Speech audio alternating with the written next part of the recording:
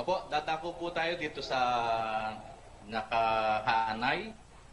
Isa po siyang Iglesia ni Cristo ni Ginoong Manalo. At hindi po ata siya magtatanong, kapatid ni Eli, kundi ang lapit niya po, base po dito sa nakasulat, ay naghahamon ng diskusyon.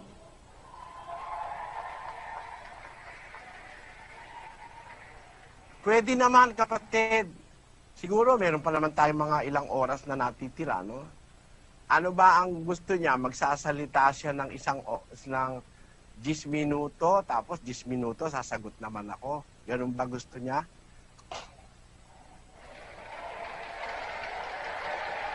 Actually po, kapatid na Eli, dito po, meron po siyang inilatag na paksa na titindigan daw niya.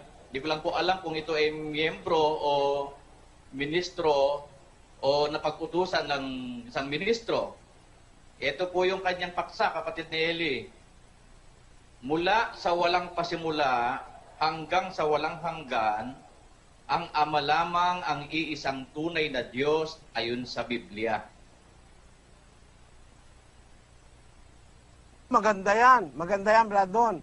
Bigyan natin siya ng 10 minutes, tapos 10 minutes ako, tapos 10 minutes siya ulit, tapos 10 minutes ulit ako.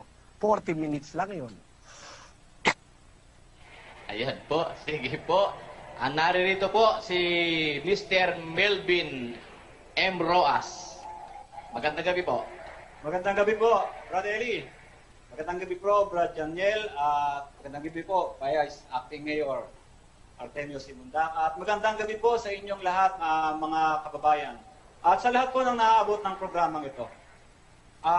Meron lang po akong lilinawin, konti lang. Okay na po. Okay na po, narinig na. Okay. Ako po kasi, Brad Eli, ay mayroong kaibigan na miyembro nyo. Ngayon, bago pa po siya naging miyembro sa inyong samahan, ay magkaibigan na kami. Ngayon, lagi kami nagkakatalastasan hanggang sa dumating na nga yung punto na sabi ko, mas maganda, idaan natin sa diskusyon. Ang sabi niya, ay may bilin daw po kayo sa mga kaanib nyo na hanggat kayo'y buhay, ang gusto nyo ay kayo ang sasagot sa tanong ng lahat ng mga tao. Tama po ba ako?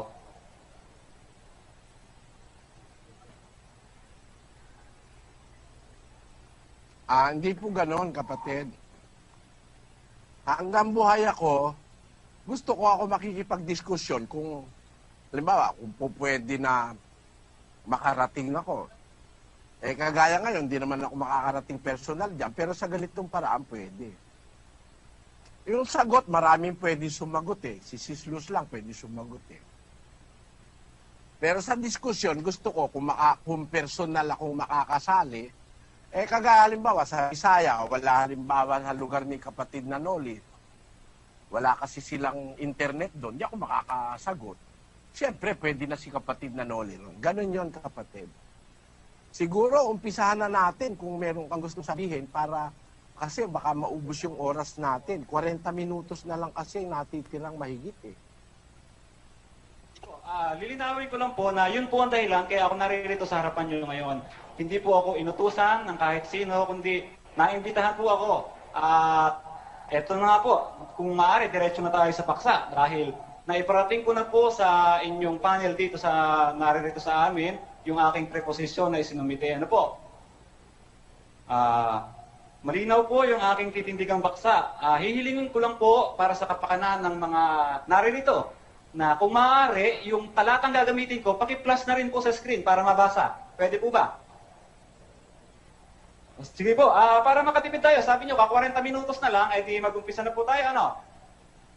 Alam niyo po, ako ay naniniwala na dito sa Biblia, maraming mababasang Diyos. Totoo yun. At iba't ibang klase pa nga po ng Diyos meron dito. Mayroong Diyos-Diyusan. Diyos yun, kaya lang, hindi tunay na Diyos, kaya nga Diyos-Diyusan, ano? Mayroong Diyos ng sanlibutan ito. O Diyos din yun, pero sino yun?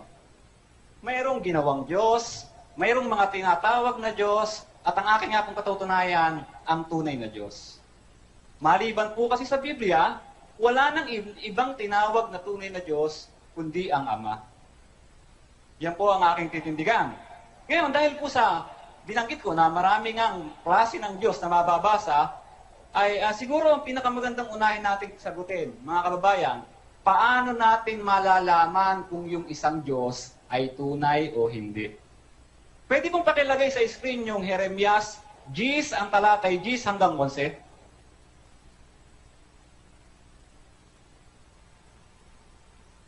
Ayan. Basahin ko po, ano po? Ngunit ang Panginoon ay tunay na Diyos. Kaya mga kababayan, diyan po merong binabanggit na Panginoon na pinakikilala na tunay na Diyos. Sabi nyo kanina, sa bandang unahan ng pagtuturo nyo, Brother Eli, yung Panginoon, isa yan sa pangalan ng Diyos. At ang Panginoon po na tinutukoy dyan, tsak na hindi si Kristo dahil, unang-una, lumang tipan yan. Pangalawa, sa ibang salin, ang pagkakabanggit po di Yahweh o Ama. Sa makatwid, ang ipinakikilala dyan, tunay na Diyos, ang Ama. Basahin po natin ano? Tuloy na po natin sa 11. Ngunit ang Panginoon ay tunay na Diyos. Siya ang buhay na Diyos at walang hanggang hari. Sa kanyang puot ay nayayanig ang lupa at hindi matatagalan ng mga bansa ang kanyang galit. Pwede kong pakilipat sa 11? Ganito ang inyong sabihin sa kanila. Ang mga Diyos, yan ha, ang mga Diyos na hindi gumawa ng langit at ng lupa, ang mga ito ay mga lilipol sa lupa at sa silong ng langit. Ang itinatanong ko mga kababayan, paano natin malalaman kung ang isang Diyos ay tunay o hindi? Ang sabi sa Biblia, ang mga Diyos na hindi gumawa ng langit at lupa ay malilipol. Kung malilipol, tunay na Diyos ba yun? Kaya, kung isang mangangaral, mga kababayan, meron siyang ituturong Diyos at sasabihin niya, iyon ang tunay na Diyos, kinakailangan patunayan niya, yun ang Diyos na gumawa ng langit at lupa. Sunod na tanong, sino at ilan ang gumawa ng langit at lupa? Pwede pong pakilagay ang Isaias 44:24, yung dating salin.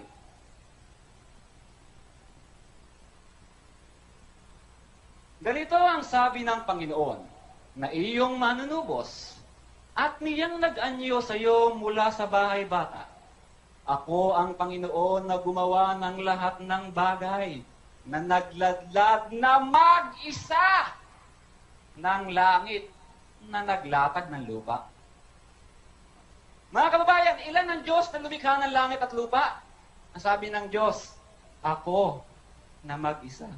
Ang tanong, na pakisagot ba, Brother Eli, sa inyong pagtindig, ang ibig bang sabihin ng ako na mag-isa, merong kasama? Ang sabi ng Diyos, ako mag-isa ang nagladlad, gumawa. Ang ibig bang sabihin nun, may katulong, katulad ng binanggit nyo kanina? At ang isa pang tanong, Brother Eli, si Kristo po ba ang nag-iisang Diyos na lumikha ng langit at lupa? Pero kakong oras, kaya babasa pa ako ng ilang talata. Ano po ang katunayan na hindi si Kristo ang iisang tunay na Diyos? Pwede pong pakilagay sa screen yung Juan 17:3. Ito, malimit yung ginagamit to, mga kababayan. Pakilagay po, mga kapatid. Ang nagsasalita po dito ay ang ating Panginoong Jesucristo. Ito'y bahagi ng kanyang panalangin sa Ama. Ang sabi niya, at ito ang buhay na walang hanggan, na ikaw ay makilala nila na iisang Diyos na tunay at siyang iyong sinugo sa makatwid bagay si Jesucristo.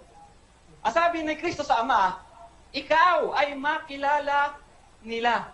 Sa English, they may know you, the only true God. Mga kababayan, pag sinabi po bang only, meron pang iba? At sa pakipansin niyo po yung ginamit na ng ating Panginoong Jesucristong termino sa talata. Ang sabi niya, ikaw, you. Hindi po niya sinabing, you and me. Hindi niya sinabing, ikaw at ako ang nakilala nilang iisang Diyos. Hindi po ganun eh. Ikaw ang Ama lang. Ngayon, narinig ko na rin na ito ay sinagot niyo itong talatang to. Pero at ang sabi niyo ay, ang dahilan kaya sinabi ni Kristo na ang Ama, ang iisang tunay na Diyos ay sapagkat nasa lupa pa nung si Kristo, nasa katawang tao, sa makatwid, hindi pa Diyos, kaya tama na ang Ama lang ang isang tunay na Diyos kasi nga si Kristo ay tao pa noon. Hindi pa siya Diyos. Ano po ba ang katunayan na mali? Mga kababayan, mali po yung ganong pagtuturo. Huling talatang babasahin ko bago ko ibigay sa inyo ang hapag, Brother Eli. Last 4 minutes. Pakilagay po yung Isaias 43 Gs. Isaias 43 Gs, sa dating salin. Kayo ang aking mga saksi, sabi ng Panginoon, at aking lingkod na aking pinili, upang inyong maalaman at magsisampalataya kayo sa akin at inyong matalastas na ako nga. Walang Diyos na inanyuan na una sa akin o magkakaroon man pagkatapos ko. Ang sabi ng Diyos, walang Diyos na una sa Kanya ni magkakaroon man. Sa magandang balita, magandang pagkakasalin dyan sabi ay, walang Diyos na una sa akin ni mayroon pa mang iba na darating. Ibig sabihin, madaragdagan o hindi mararagdagan ang tunay na Diyos? Sabi, wala nang darating. Ang sabi ng Diyos, hindi na magkakaroon ng iba pa. Kaya, siguro po ay napatunayan ko mula sa mga talata ng Biblia, Brother Eli, na tanging ang Ama lamang ang iisang tunay na Diyos. Sige po, kahit may oras pa ako, di kayo na po muna ulit. Salamat sa kapatid sa yung courage, ano? Unang-una, mga kababayan, ito ginawa ko, pinahintulot ko, bagaman ito exposition, hindi discussion, para magkaroon ng liwanag sa tao, at pati na doon sa ating kapatid, ano? Ang unang-una niyang sinabing talata, wala raw, ang tunay na Diyos daw, wala nang iba kundi yung Ama. Ang ginamit niyang talata, Jeremias 10:10. Basahin nga natin, kapatid na Daniel. Ngunit ang Panginoon ay tunay na Diyos. Siya ang buhay na Diyos at walang hanggang hari. Sa kanyang puot ay nayayanig ang lupa at hindi matatagalan ng mga bansa ang kanyang galit. Ganito ang inyong sasabihin sa kanila, ang mga Diyos na hindi gumawa ng langit at ng lupa, ang mga ito ang mga lilipol sa lupa at sa silong ng langit. Ayan. Paano raw malalaman yung tunay na Diyos? Sabi niya, yung tunay na Diyos daw, gumawa ng langit at lupa. No? At yun daw hindi tunay na Diyos, malilipol daw, sabi niya. Ang tanong natin, si Kristo ba malilipol? Basahin nga natin ang Ebreo. Kasi yung hindi tunay na Diyos, sabi niya malilipol. Yun ang pakahulugan niya . Basahin natin ang Ebreo, Kapitulo 3, at 13, versikulo 8. Si Jesucristo ay siya ring kahapon at ngayon, oo, at magpakailanman. Hindi naman pala malilipol si Kristo . Siya pala ngayon, kahapon, ngayon, at magpakailanman. So, hindi siya kasama dun sa hindi tunay na Diyos. Kasi ang sabi mo, kapatid, yung hindi tunay na Diyos, malilipol sa lupa at sa ilalim ng araw, malilipol. Katunayan, si Kristo wala na sa lupa, nasa langit na . Kaya hindi siya malilipol dahil siya ang kahapon, ngayon, at magpakailanman. Ngayon, ginamit mo rin yung sitas na sino ba at ilan ang gumawa sa langit na siyang tunay na Diyos. Basahin natin ang Isaias 44:24. Ganito ang sabi ng Panginoon ng iyong manunubos at niyang nag-anyo sa iyo mula sa bahay bata. Ako ang Panginoon na gumagawa ng lahat na bagay, na naglaladlad na mag-isa ng langit, na naglalatag ng lupa. Wala namang masama ron sa nakalagay sa talata. Di naman sinasabi doon si Kristo'y tao . Ang sabi ron ng Panginoon, sabi ng Panginoon, ako yung manunubos, naganyo sa'yo mula sa bahay bata. Ako ang Panginoon na gumagawa ng lahat ng bagay, na nagladlad na mag-isa ng langit. Talaga naman mag-isa siya nagladlad ng langit . Bakit? Tanungin nga natin si Kristo, Panginoon Jesucristo, tinulungan mo ba ang Diyos nung magladlad ng langit?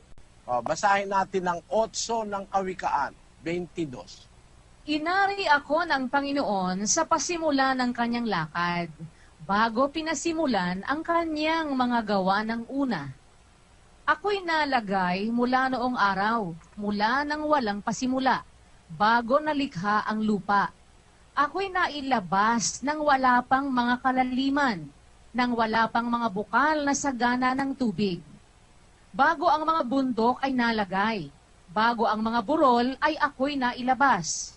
Samantalang hindi pa niya nililikha ang lupa, ni ang mga parangman, ni ang pasimula man ng alabok ng sanglibutan. Nang kanyang itatag ang langit, nandoon ako. Hindi naman pala niya inaangkin na tinulungan niya eh. Sabi niya, nang itatag niya langit, nandun ako. O, sabihin mo naman wala siya ron. Pwede mo bang alisin siya ron? Andun siya eh. Nang itatag niya ang langit, mag-isa yung nagtatatag na Diyos na makapangyarihan sa lahat. Pero nandun siya. Eh di hindi siya tao. Yun ang sabi nung karunungan eh.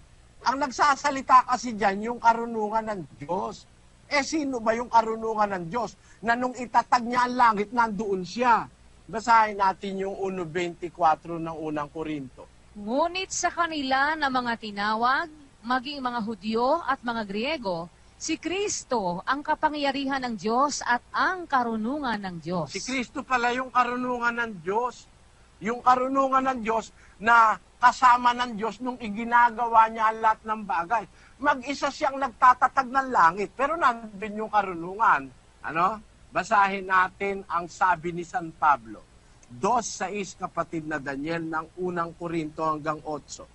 Gayunman ay nangagsasalita kami ng karunungan sa mga may gulang, bagaman hindi ng karunungan ng sanglibutang ito o ng mga may kapangyarihan sa sanglibutang ito, na ang mga ito'y nangauuwi sa wala. Kundi sinasalita namin ang karunungan ng Diyos sa hiwaga, yaong karunungan na itinalaga ng Diyos bago nilalang ang mga sanlibutan sa ikaluluwalhati natin, na hindi napagkilala ng sino mang pinuno sa sanglibutang ito, sapagkat kung nakilala sana nila, ay dising di ipinako sa krus ang Panginoon ng kaluwalhatian. Nakita mo? Yung sinasabi ng mga apostol ng karunungan, si Kristo yun eh. Yun ikang karunungan niya, itinalaga ng Diyos bago pa nilalang ang sanlibutan. Hindi, wala pang alikabok na pagkukunan sa tao, nandun na yung karunungan, tinalaga na ng Diyos bago pa nilalang ang sanlibutan. Na yung karunungan yan, di napagkilala ng pinuno ng sanlibutan. Kasi kung nakilala nila, sana di ipinako sa cross yung Panginoon ng kaluwalhati. Ay di yung pala yung pinako sa cross, si Kristo yon. Kaya ang sabi niya sa 1.24, si Kristo ang kapangyarihan ng Diyos at ang karunungan ng Diyos. Hindi napagkilala ng pinuno ng sanlibutan, kaya nila ipinako. Si Kristo yon. Ngayon, ang Kristo ang nandoon kasama ng Diyos. Naglalatag ang Diyos ng langit na mag-isa, pero ando ng anak. Wala naman ako sinabing tinulungan ng anak eh. Makapangyarihan nga ang Diyos eh.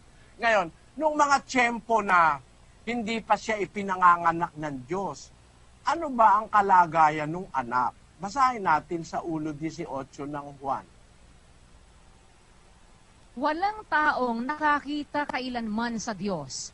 Ang bugtong na anak na nasa sinapupunan ng Ama, siya ang nagpakilala sa Kanya. Ayun, nasa sinapupunan na pala siya.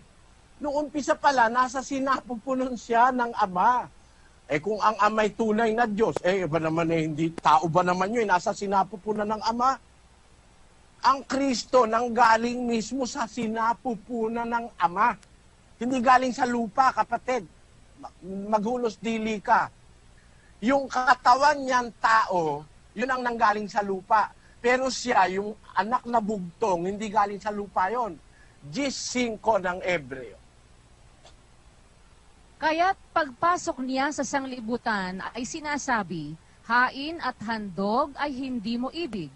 Ngunit isang katawan ang sa akin ay inihanda mo. Nakita mo, kapatid? pumasok siya sa sanlibutan. Eh, di, hindi siya galing dito sa sanlibutan. Pero ba naman yung papasok dito na nag-umpisa. Hindi siya rito nag-umpisa. Pagpasok niya sa sanlibutan, ipinaganda siya ng isang katawan. Yun na nga yung nagutom, nauhaw, tinuli. Yun nga yung tinutuya ng mga ministro mo eh. Meron ba ikang Diyos na tinutuli? Meron ba ikang Diyos na nauuhaw? Eh kung di ka ba naman gago, pastor ka ni Manalo, kung di ba naman malaking kagaguhan yun. Naghanda nga ang Diyos ng katawan dito sa lupa.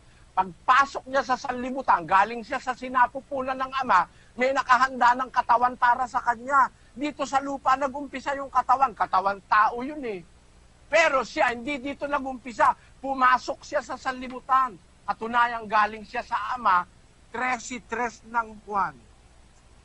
Si Jesus, sa pagkatalastas na ibinigay na ng Ama ang lahat ng mga bagay sa kanyang kamay, at siya'y nanggaling sa Diyos, at sa Diyos din paroroon. Ayon, ang galing siya sa Diyos din paroroon. Eh kung yung Ama na pinanggalingan tunay na Diyos, tao ba naman yung nanggaling? Napakalaking katangahan naman nun. Nanggaling sa sinapupunan ng Ama, parang ganito yun no, mga kapatid. Si Eva kinuha sa tadyang ni Adan. Kaya kung si Adan tao, si Eva tao rin. Galing sa tadyang ni Adan Yung anak galing sa sinapupunan ng Ama. Ang tawag sa Biblia sa kanya, karunungan ng Diyos. Galing siya sa kalagayan ng Diyos. Yun ba ngayon sasabihin mong tao? O ngayon, meron siya binasa sa 43 ng Isaias. Basahin natin. Kayo'y aking mga saksi, sabi ng Panginoon, at aking lingkod na aking pinili, upang inyong maalaman at magsisampalataya kayo sa akin, at inyong matalastas na ako nga, walang Diyos na inanyuan na una sa akin, o magkakaroon man pagkatapos ko. De siya Diyos. Mula noong una, hanggang matapos, hanggang pagkatawalang siya Diyos. Kasama niya yung anak doon sa sinapupunan niya. Pupwera mo ba yun? Napakatanga mo kapatid pag ipinwera mo yun. Kasama siya nung Ama sa sinapupunan niya. Kaya kung siya man ay Diyos, walang nakauna sa kanya, walang magkakaroon pagkatapos niya, kasama niya na yung anak sa kanya. Nasa sinapupunan niya yun Marunong ka pa ba kay Juan? Marunong ka pa ba sa mga apostol? Hindi na nga magkakaroon ng iba dahil kasama na siya nung umpisa pa. Hindi na magkakaroon ng iba. Tapos sabi mo, si Kristo sabi niya, nakatingala siya. Ikaw ay makilala nila isang Diyos na tunay. Mamaya na, wala na akong oras. Sige, sa susunod ko na lang na pagsasalita. Yan po, pagkatapos ng pagtatanong ni kapatid na Eli, ay meron pong 10 minuto si kapatid na Eli para sa kanya pong panig, sa amin pong panig. Sige po kapatid na Eli, sa inyo po yung pagkakataon. 10 minuto po.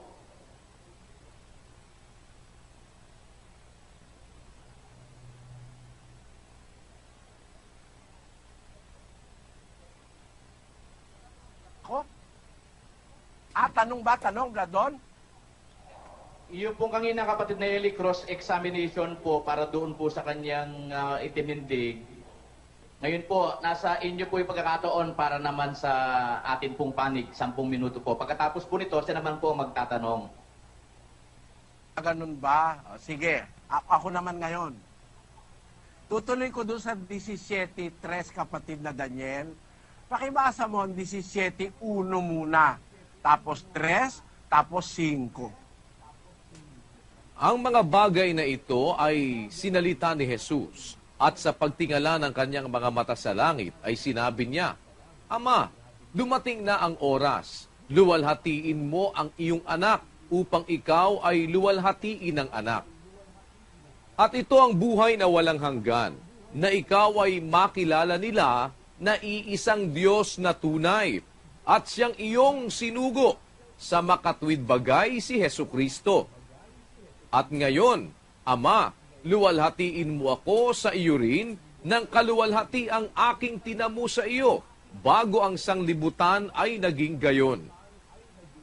Kung mapapansin nyo mga kapatid, gayon din sa iyo kapatid, Ang sabi ng ating Panginoong Hesus sa 17:1, Nakatingala siya, sabi niya, Ama, dumating na oras, luwalhatiin mo ang iyong anak upang ikaw ay luwalhatiin ng anak.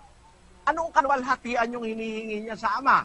Sa 5, sabi niya, Ama, luwalhatiin mo ako sa iyo rin ng kaluwalhati ang aking tinamu sa iyo bago ang sanlibutan ay naging gayon. Bay, nauna pa pala sa sanlibutan yung kanyang kaluwalhatian eh. Paano magiging tao ang isang nagtamo ng kaluwalhatian bago ginawa ang sanlibutan? Ha? Napakalupit nyo kay Kristo, yung mga ministro mo, lulupit kay Kristo. Bakit? Abe, komo ayaw nyo Diyos si Kristo, may ginawa nyo, tao na lang basta. Bakit?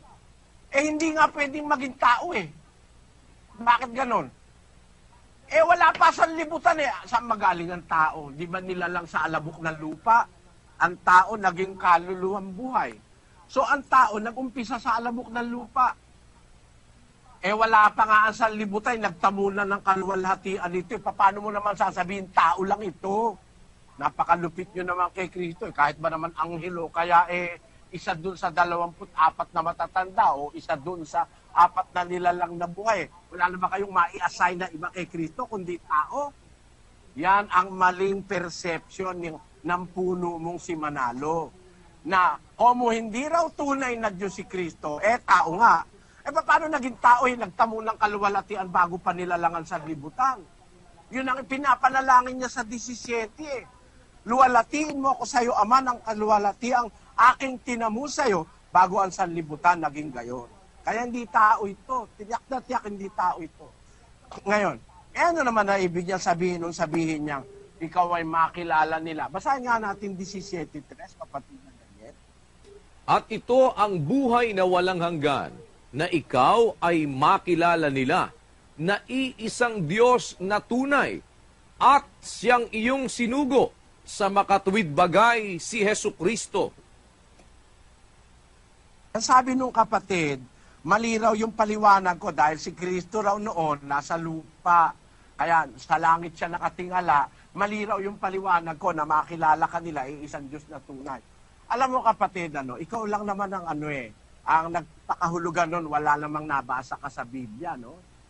Ang nababasa sa Biblia nung panahon na yon, basahin natin ang 2 ng Filipos, versikulo 5. Mangagkaroon kayo sa inyo ng pag-iisip na ito'y na kay Kristo Jesus din naman, na siya, bagamat nasaan yung Diyos, ay hindi niya inaring isang bagay na nararapat panangnan ang pagkapantay niya sa Diyos, kundi bagkus hinubad niya ito at nag-anyong alipin na nakitulad sa mga tao. Yan ang tunay na dahilan kung bakit sinabi niya, makilala ka nila, nakatingala siya sa langit, na iisang Diyos na tunay. Bakit? Nung panahon na yon, hinubad niya yung kanyang pagkapantay sa Diyos.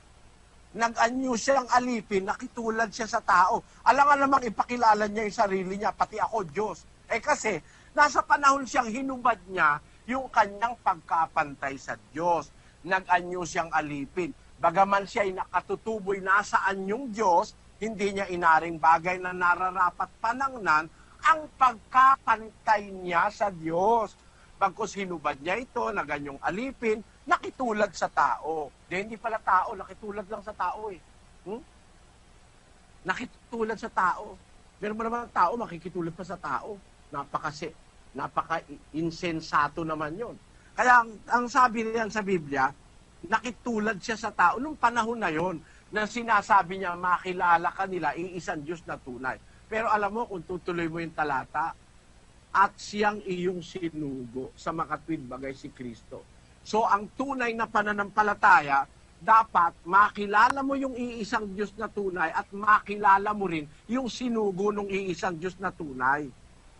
Ano ba ang pagkakilalang dapat mong makilala tungkol sa isinugo niya na yung kanyang anak? Galing siya sa sinapupunan ng Ama. Hindi siya tao, kapatid. Galing siya sa Alam mo, no?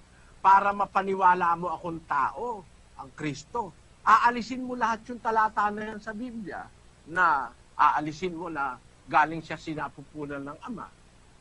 Ha?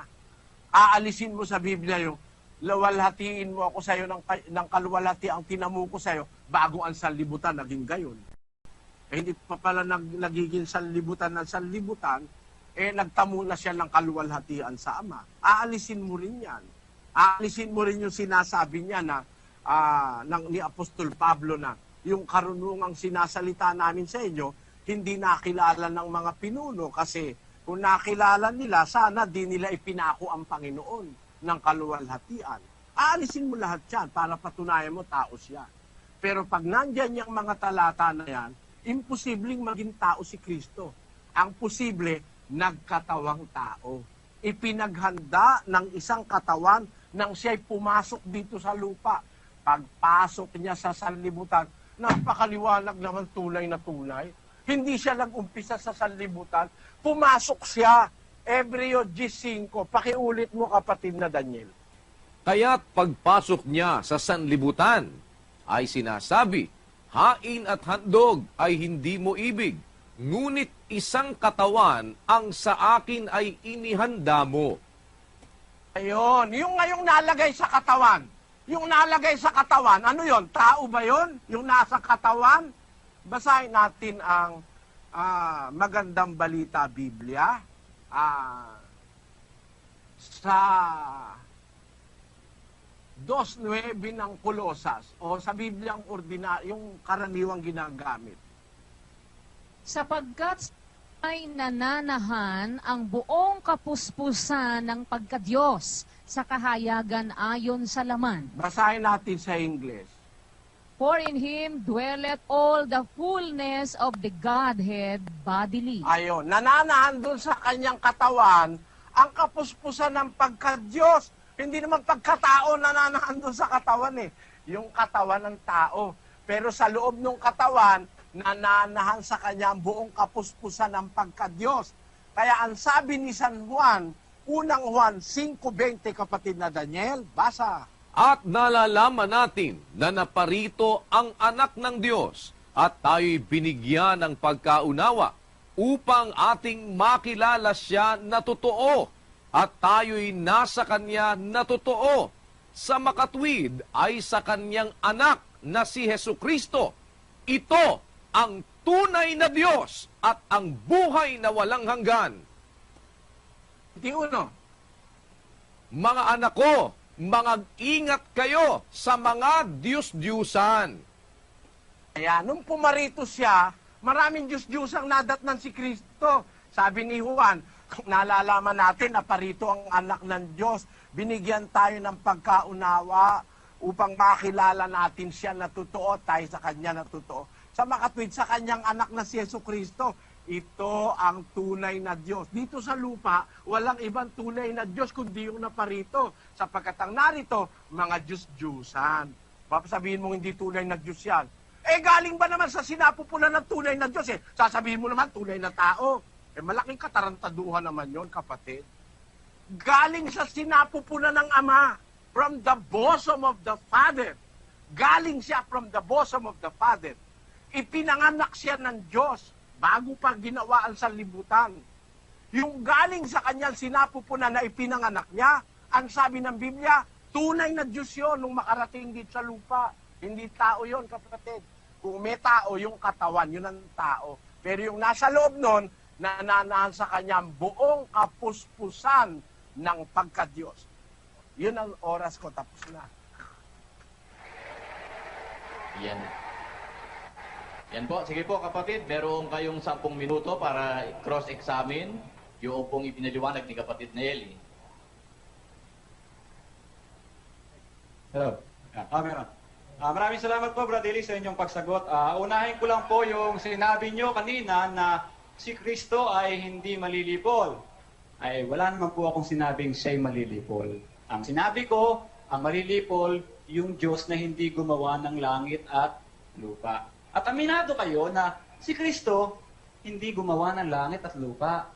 So makatwid, in the first place, hindi siya Diyos.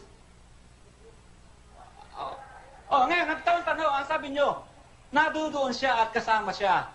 Pero aminado kayo na hindi siya katulong. Maliwanag yan mga kapatid. Sinabi niya kanina yon, hindi na niya pwede bawiin yon. si Kristo ay kasama raw ng Diyos. Granting without conceding na kasama nga ng Diyos si Kristo, ang tanong dyan ay, nung kasama ng Diyos si Kristo at nasa pinapupunan, so ang ibig sabihin ay yung nasa pinapupunan ng Diyos ay Diyos din ang kanyang likas na kalagayan. Tama po ba ako? So, lilitaw mga kababayan, ang Diyos, mayroong kasamang Diyos. Labag po yan sa pagtuturo ng Biblia, mga mahal na kapatid. Sabi po sa Deuteronomio 32:12. Ano po ang tanong nyo, kapatid? Oras po ninyo para magtanong, hindi po para magpaliwanag.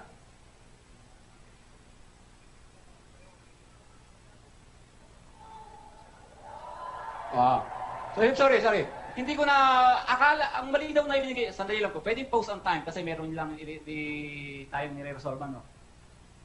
Ang malinaw po yung ibinigay kong yung preposition. Unang tindig, sasabihin ko yung aking stand. Kalawang tindig, tapos susunod si Brother Eli, sasabihin niya yung kanyang stand.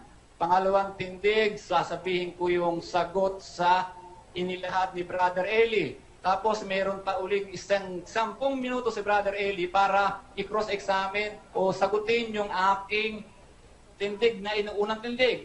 Tapos yung cross-examination at Kaya nga po, 20 minutes oras nyo na po para magtanong ngayon, kapatid, dahil nagtindig na po si Brother Eli kanina. Oras nyo po ngayon para magtanong doon sa kanyang ipinaliwanag. So, cross-examination natin. Ito yung 20 minutes kong cross.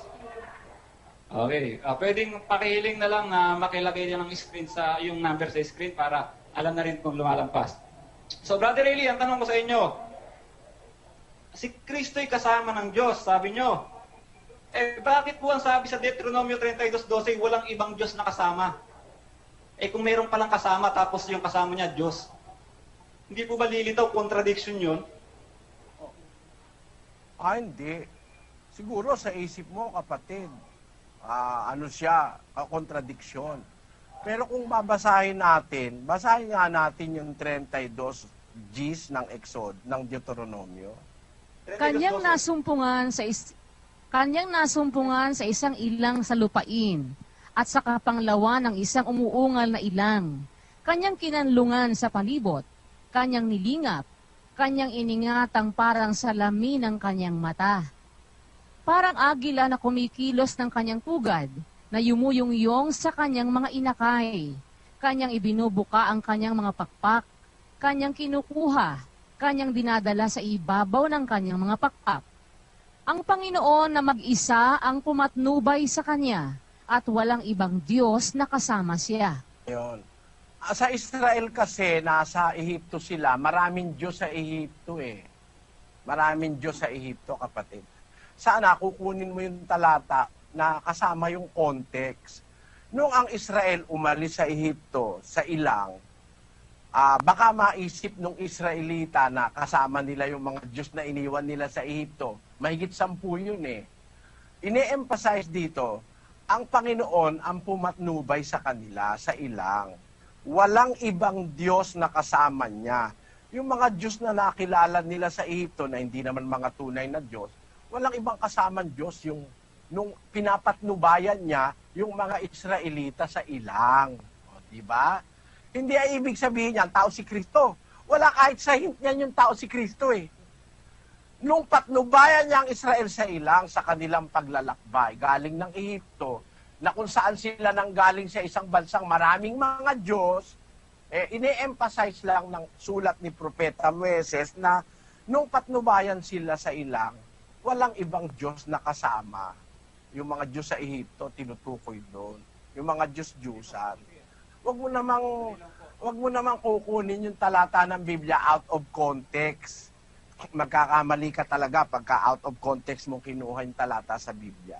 Yun ang sagot ko doon sa tanong mo. Okay, paglilinaw lang, akala ko kasi pangalawang tindig ko to, yung pala cross na. So, diretso na lang ako doon sa cross. Kasi yung mga talatang ginamit nyo na para patunayan na si Kristo'y Diyos, ay wala doon yung term na tunay Maliban doon sa binasa nyo, yung unang Juan 5:20 na sinabayan pa nga ng inyong mga kapatid. Kung pwede, pakilagay natin ulit sa screen, mga kapatid, yung unang Juan 5:20 para maitanong ko yung aking follow-up question kay Brother Eli. Ayan. Doon sa second sentence, ang sabi ay, ito ang tunay na Diyos at ang buhay na walang hanggan. Brother Eli, hindi naman po ang nakasulat doon ay, si Kristo ang tunay na Diyos at ang buhay na walang hanggan. Ang nakasulat po doon, ito. Ngayon, ang tatanungin dyan, kanino tumutukoy yung ito? Sa tunay na Diyos. Ang tanong dyan, sino ang tunay na Diyos? Kung maaari, pakilagay natin yung MV kasi mas malinaw doon yung unang 1.5.20. Ayan o. Kung maaari po, pakilagay natin sa magandang balita para malaman natin, sino ba yung tinutukoy ng tunay na Diyos? Ang sabi kasi ni Brother Eli, si Kristo raw yun.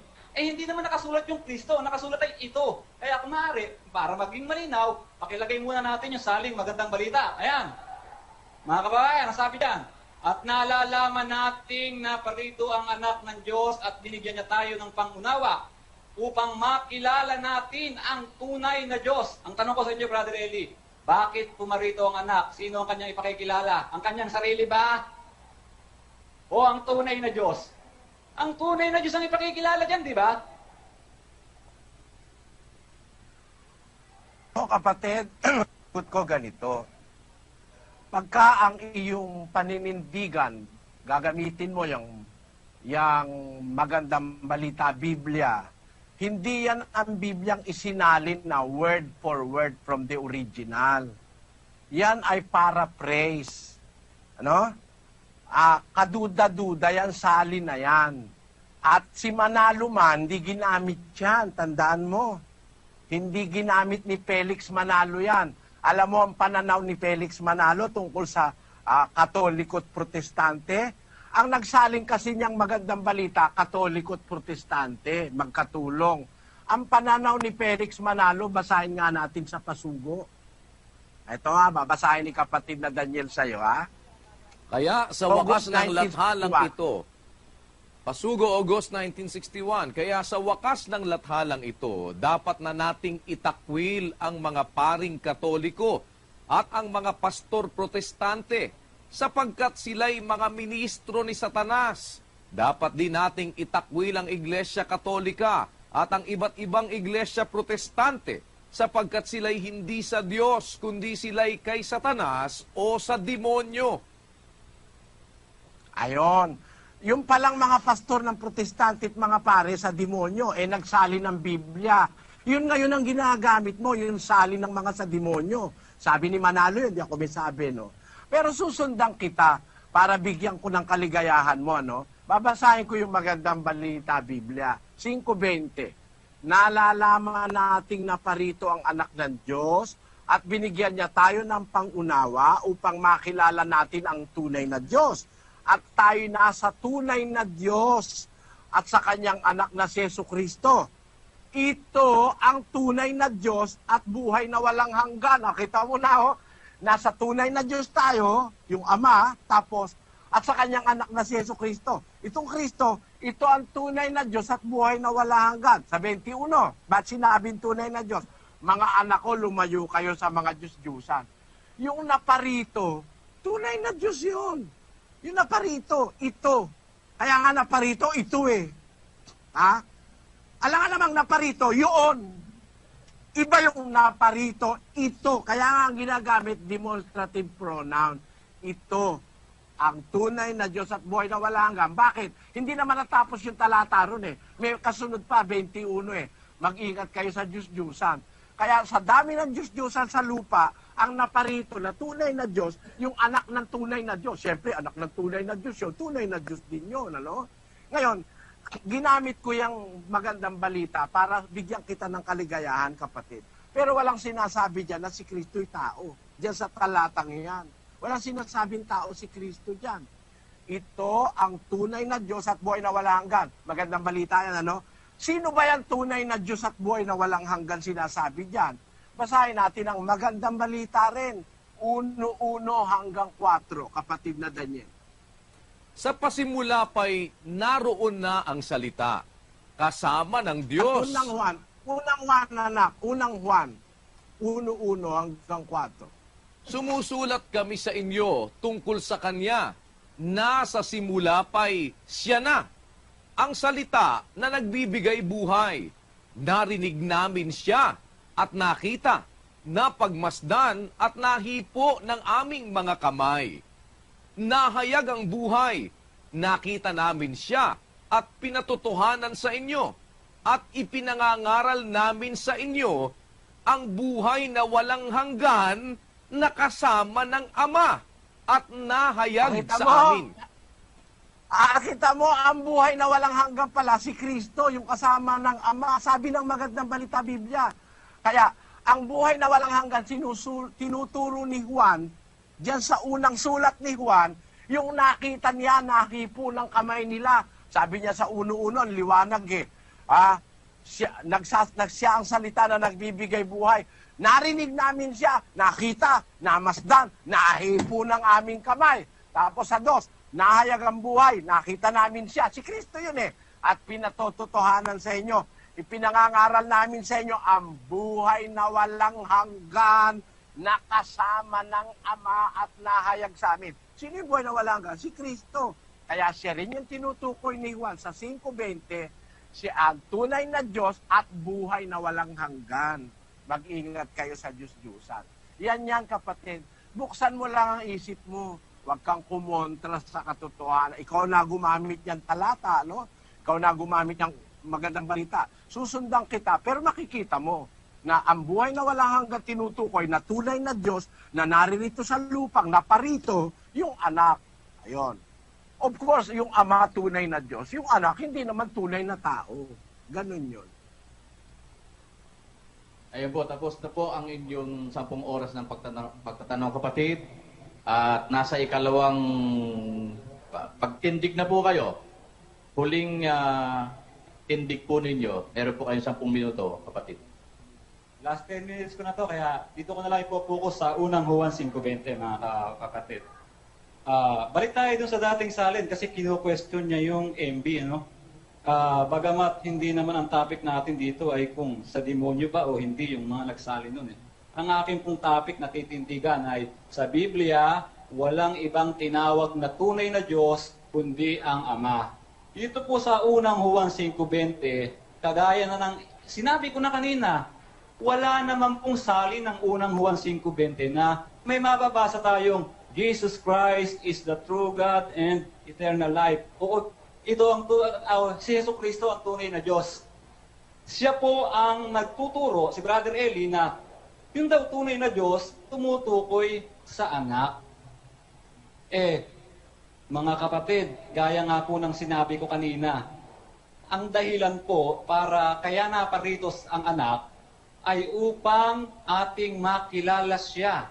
Yung siya na tinutukoy dito, ang Ama yun ang tunay na Diyos. Yan ang dahilan kaya nagparito ang anak para ipakilala ang tunay na Diyos. Ngayon, sino ang ipinakilala ng anak na tunay na Diyos nung siya naririto na? Wala po tayong mababasa, mga kababayan, na sinabi ni Kristong, ako ang tunay na Diyos. Wala po. Wala po tayong mababasa kahit anong talata na sinabi ni Kristo, ako ang tunay na Diyos. Kung ang dahilan kaya siya naparito ay para ipakilala ang tunay na Diyos, at kung ang tunay na Diyos pala'y siya, bakit hindi niya isinama yung kanyang sarili doon sa pinakilala niya, siya pala'y tunay na Diyos din. Ganun lang po kasimple mga kababayan Pero ang sabi niya, si Kristo raw, bagamat kahit anong salin ng ating basahin, wala po tayong mababasang ang si Yesu Kristo, ang tunay na Diyos at ang buhay na walang hanggan. Ang totoo po niya mga kababayan, yung terminong tunay na Diyos, 3 beses lang po yan binanggit sa buong bagong tipan. Yung sinabi ko kanina, yung Juan 17:3, na doon ay ipinakilala ni Kristo ang Ama na iisa ang tunay na Diyos. Iisa, hindi dalawa. Iisa. Doon sa unang Thessalonica 1:9. Doon ay mababasa rin natin na ang tunay na Diyos mayroong anak. Tapos bigla-bigla ituturo ni Brother Eli dito sa unang Juan 5:20. Biglang naging yung anak na ang tunay na Diyos. Tanggapin natin pansamantalang tunay na Diyos nga yung anak. Tunay na Diyos din yung Ama. Di lilitaw, may dalawa ng tunay na Diyos. Salungat na po yun sa Bible Kasi ang sabi ay, ito ang, at hindi ho sinabing, ito ang mga tunay na Diyos. Kung tunay na Diyos pala sila pareho, dapat singular yung ginamit. Dapat plural. Di po ba? Pero gaya nga po ng masasabi ko, kahit ako may oras pa, ay bibigyan ko na rin kay Brother Eli, ay sa Biblia po, bagamat marami siyang sinitas kanina na talata para patunayan si Kristo'y Diyos, wala naman po doon yung tunay. Ang sabi ko nga, maraming klase ng Diyos, kaya definido yung ating pinag-uusapan, tunay na Diyos. Bigyan niyo po ako ng talata na mababasang si Jesucristo, tunay na Diyos. Sapagkat binigyan ko kayo ng talata ang Ama ang iisang tunay na Diyos. Fair lang po sa palagay ko yun. Maraming salamat po. Tapos na siya? Opo. Kayo ng party ko, Brandon. Brandon, ano kayo ng party ko? I-cross-examine po siya, kapatid ni Eli, doon sa kanyang mga ipinaliwanag. Meron pa po siyang 6 na minuto, pero hindi na po niya naubos, kapatid ni Eli, at wala na po siyang gustong ipaliwanag pa. Sabi mo, kapatid,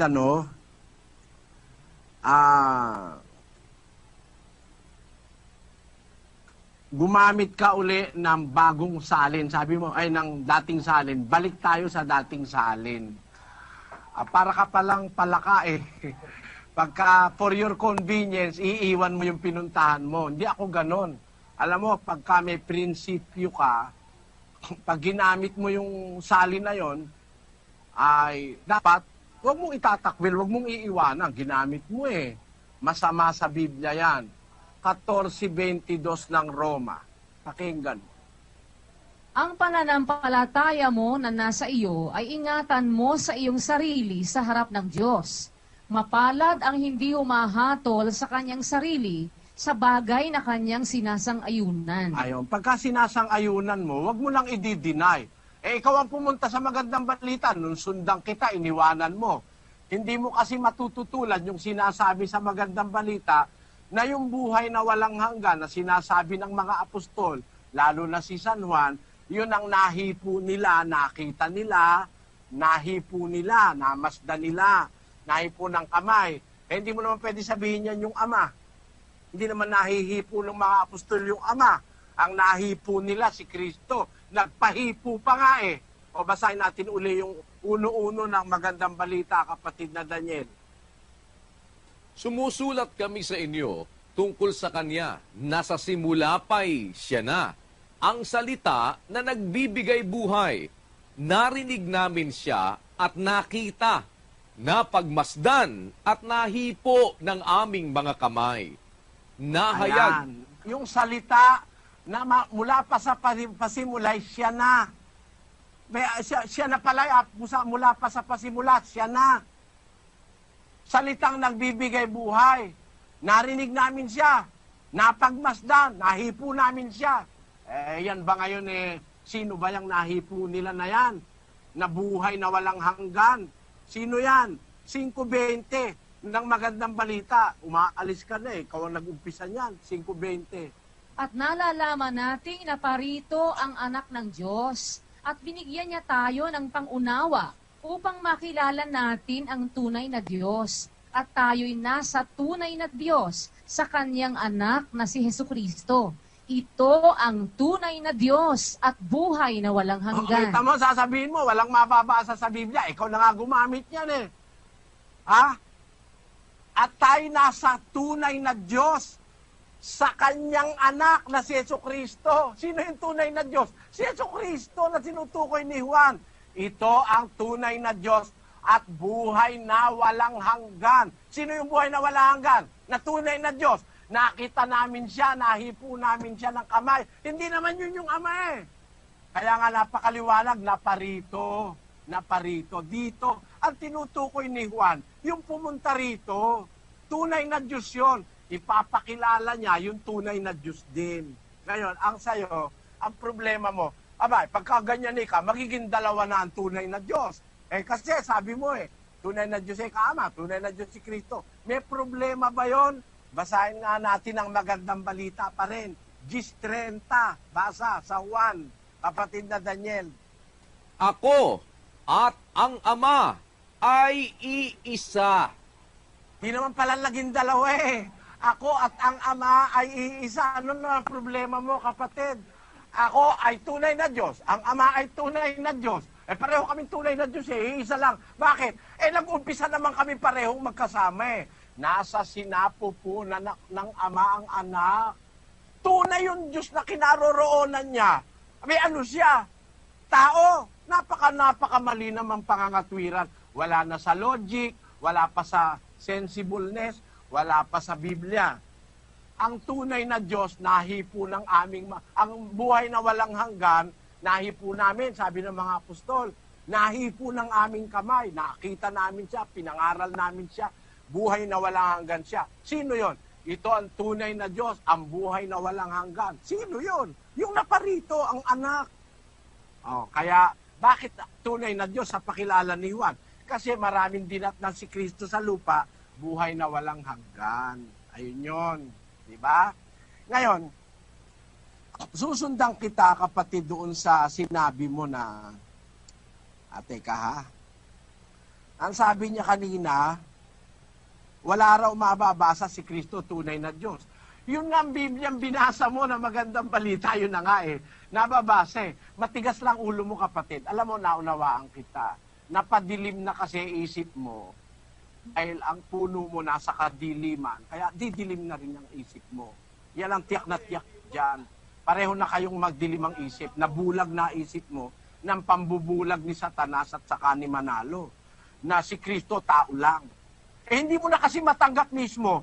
Yung Biblia mismo binasa mo. Ikaw na pumunta riyan, ha? Tapos sabi mo, babalik ka tayo sa dating salin. O susundan naman kita uli. Mahirap tong ginagawa mo sa akin para kang palakang palundag-lundag susundan naman kita. Sabi mo, balik daw tayo sa dating salin. Lilitaw daw sa dating salin, may mababasa ka ba ikaw si Kristo tunay na Diyos? Si Yesu Kristo tunay na Diyos.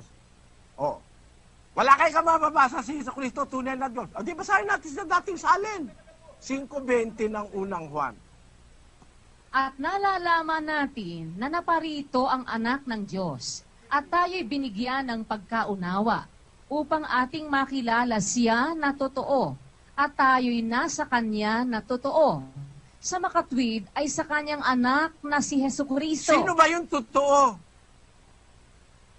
Sino ba yung sa makatwid si Kristo yung totoo? Upang makilala natin siya na totoo. Tayo nasa kanya na totoo.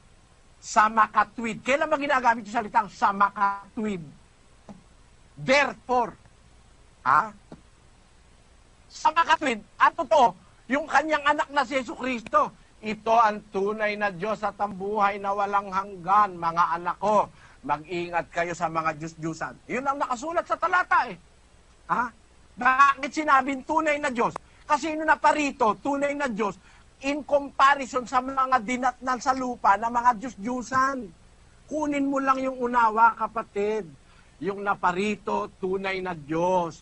Bakit tunay na Diyos? Tingnan mo papakita ko sa'yo. Nagkatawan tao yun Yung nagkatawan tao ba? Tao?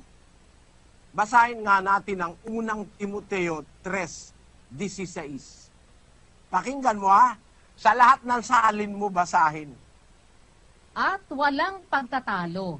Dakila ang hiwaga ng pagkadiyos. Yaong nahayag sa laman. Pinapaging banal sa espiritu. Nakita ng mga anghel. Ipinangaral sa mga bansa. Sinampalatayanan sa sanglibutan. Tingnan mo, yan si Kristo Dakila ang hiwaga ng pagkadiyos. Pagkatao ba sinasabi dyan? Pagkadiyos May dakilang hiwaga ang kanyang pagkadiyos. Yaong nahayag sa laman. Di yung kanyang pagkadiyos nahayag sa laman. Nagkatawan tao nga kasi siya. Tapos, pinapaging banal sa espiritu, nakita ng mga anghel, pinangaral sa bansa, sinampalatayanan sa sanlibutan, tinanggap sa itaas sa kaluwalhatian. Di ba si Kristo yan? Dakila ang hiwaga ng pagkadiyos. Hindi lang basta tunay na Diyos. Dakila pa hiwaga ng pagkadiyos ni Kristo. Ano sasabihin mo walang mababasa? Dakila ang hiwaga ng pagkadiyos. Siya yung tunay na Diyos na nakarating dito sa lupa at buhay na wala hanggan. Patunayan natin. Balik tayo sa dating salin. Unang Juan 1:1 hanggang 4, kapatid na Daniel. Yaong buhat sa pasimula, yaong aming narinig, yaong nakita ng aming mga mata, yaong aming namasdan at nahipo ng aming mga kamay tungkol sa salita ng buhay. At ang buhay ay nahayag at aming nakita at pinatotohanan at sa inyo'y aming ibinabalita ang buhay na walang hanggan na kasama ng Ama at sa atin ay nahayag. Yaong Tamo, ang buhay na walang hanggan na kasama ng Ama. So yung buhay na walang hanggang nahipo ng mga apostol, nakita nila, narinig nila, yung buhay na walang hanggan na yung kasama ng Ama. Tama? Sino yon? 5:20. At nalalaman natin na naparito ang anak ng Diyos at tayo'y binigyan ng pagkaunawa upang ating makilala siya na totoo at tayo'y nasa kanya na totoo. Sa makatwid ay sa kanyang anak na si Hesukristo.